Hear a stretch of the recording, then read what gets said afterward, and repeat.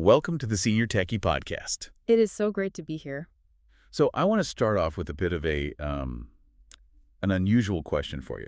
Could baking a cookie for your neighbor actually increase your brain volume? I mean, it sounds like a complete stretch, right? Right. But today we're exploring this really fascinating mix of digital security and Harvard public health research. Yeah, it's a great connection to make because we hear from listeners all the time who feel, maybe a bit frustrated by these unexpected roadblocks on the web. Exactly. And we want to remind you that you are fully capable of mastering this digital world. Technology is just a tool. Right, absolutely. Once you understand the mechanics of how it works, there's really nothing you can't handle. So let's look at a scenario that we see all the time here at the Senior Techie. Yeah. Say you're online and you're trying to find some local community events. Maybe you're looking up a national Do Something Good for Your Neighbor Day, which is on May 16th, by the way. Yeah, great day. But instead of the calendar loading, the webpage just stops you cold. It throws up this message saying, checking your browser. Oh, yeah. Or it asks you to verify that you aren't a bot through a thing called a recap TCA. What exactly is an automated query or a bot? Like, why is this website blocking us? Yeah, it can definitely be an abrupt halt.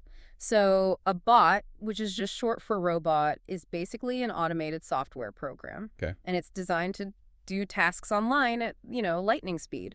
So bad actors sometimes use these bots to spam websites or scrape a ton of information all at once. Oh, I see. So that recap TCHA message, it's basically a digital bouncer at the door of your local community center. Well, I like that analogy. Right. The bouncer just wants to make sure you're a real, living, breathing human neighbor coming in to browse. It wants to keep out the machines that are trying to, grab all the event flyers at superhuman speed. That makes total sense.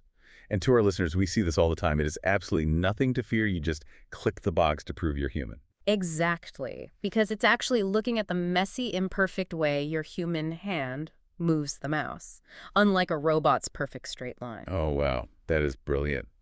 But, it brings up this wonderful irony. How so? Well, we spend all this time proving our humanity to computers when the most powerful way to practice it is by connecting with each other offline. Oh, definitely. So going back to what you were searching for before the bouncer stopped you, May 16th, National Do Something Good for Your Neighbor Day. Right, which was started back in 2009 by Star Valentino. Yes.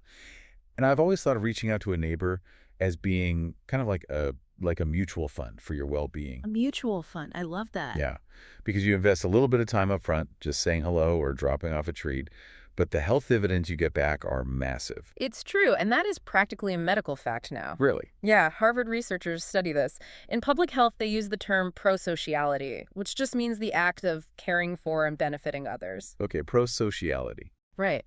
And they found that communities with high prosociality, so places where people actively volunteer and check in on each other, they actually see lower mortality rates. Wait, really? Lower mortality? Yes, and they even bounce back much faster during major crises. That is wild. Yeah. We usually just think of volunteering as a nice thing to do, but you're saying it's essentially a medical intervention. It really is. And the most powerful way to practice this prosociality is through intergenerational programs. So bringing older adults and younger people together. Oh, interesting. What kind of impact does that have? Well, take the Experience Corps program. That's where older adults volunteer to tutor youth.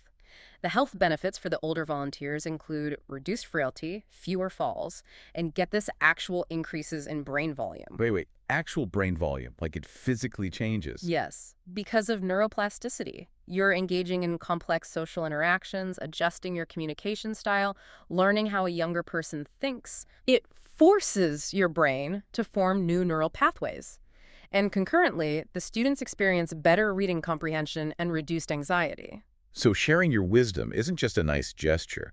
It is literally a scientifically proven cognitive workout. Exactly. You're building your brain while helping them build their future. I mean, that is just incredible. And it leaves you with a really provocative final thought for your week.